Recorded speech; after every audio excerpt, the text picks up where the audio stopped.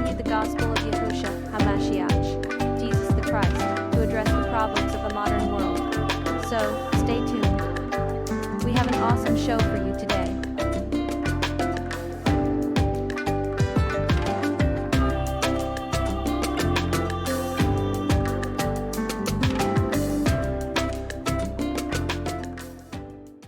Are we looking at a new civil war? Congressman, as you may have just heard, the White House is considering federalizing the Texas National Guard, which could mean a direct clash at the border between federalized troops and the state authorities. Are we going to see a confrontation? Well, Stuart, that'd be a huge mistake for the Biden administration if they do that. Now we're learning that Texas has already started arresting single adult men and women crossing the border illegally into Shelby Park. Tensions between Texas and the Biden administration have reached a boiling point as the Lone Star State continues to defy an emergency injunction from the Supreme Court and block federal border agents into the state to cut razor wire it's been installing over the past few weeks. 25 other states have signed a letter pledging to support Texas as it installs razor wire on the southern border, with some sending members of their own state and National Guard to assist with the installation process.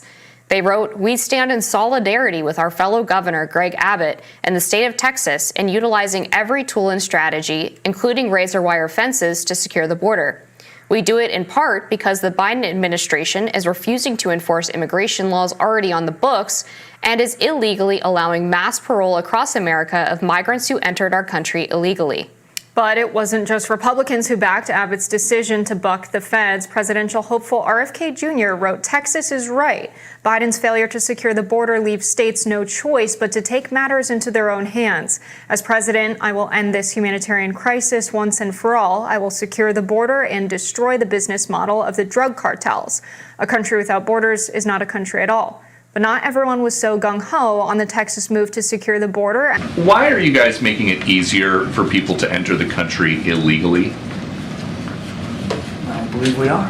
Why do you think we are? Well, you guys sued to cut razor wire that was put in place by Texas officials. So that the Border Patrol could actually do their jobs. But keep going. Well, you won in court, so now what? The Border Patrol Union president is saying the Supreme Court's decision is going to undoubtedly encourage more illegal immigration. Do you guys know better than the Border Patrol Union? The Border Patrol needed access, and that's why we sued to get rid of that razor wire, so that they could do their jobs. And you know what would also help them do their jobs, Peter? More Border Patrol agents. There's an idea.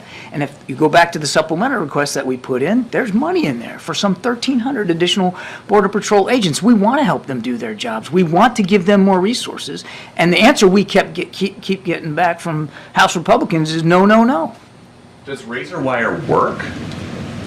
Does razor wire work for what? Does it work for the Border Patrol to allow them to have the access they need to be able to better process people that are trying to get across the border? I don't think so, and that's why we asked for it to be removed. My dissertation and then my first book was called Committing to Peace, and it started with this puzzle, which was, civil wars, unlike wars between countries, don't end in negotiated settlements. At the time, 80% of them were fought to the death. And I just found this astounding and disturbing. Civil wars are usually enormously costly. Like, why would people fight to the death sometimes for decades?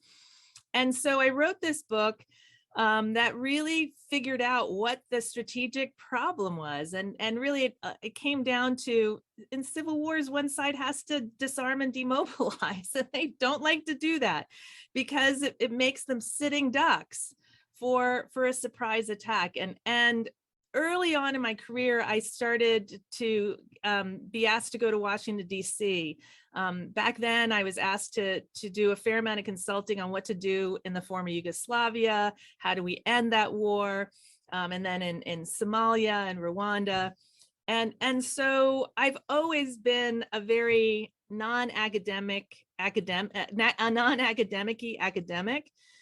because I felt like I had to translate our research for a broader audience. I had to, make it so that that policymakers would read it, and that it gave them something tangible to use. And so, in 2017, I got invited to be on this task force run by the US government called the Political Instability Task Force. It was around since 1994. It still exists. I served until the end of last year. And its job, our job was to come up with a predictive model to help our government predict where around the world governments might become unstable and experience political violence.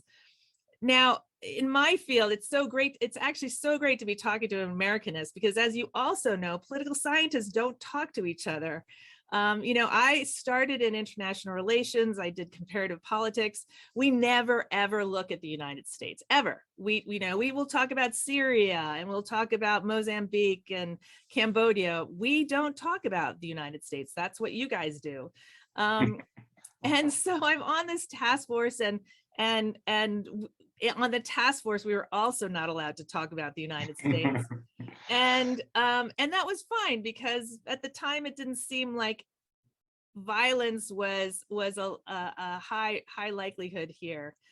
And so we do this model, and we sit around, we brainstorm about everything we can think of that might move a country towards civil war. Is it poverty? Is it income inequality? Is it ethnic diversity? Is it how big the country is? How many mountains there are?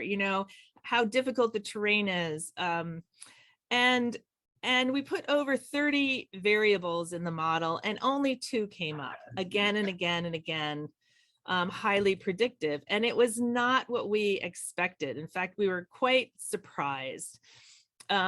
And the first was this variable, this weird variable we called anocracy. And that's a fancy term for partial democracy. It's a government that's neither fully democratic nor fully autocratic. It's something in between. So it would, to give you an example, it would be something like Singapore, which has elections, and the citizens of Singapore love to vote. They vote in really, really high numbers, but then the outcome is essentially preordained. So there's no competition for who's going to rule Singapore. And then the second factor was this interesting thing we called ethnic factionalism, which isn't polarization, because we included political polarization, how far apart ideologically, let's here in the United States, it would be the left and the right are. It was whether the citizens began to organize into political parties that were based predominantly on ethnicity, religion, or race.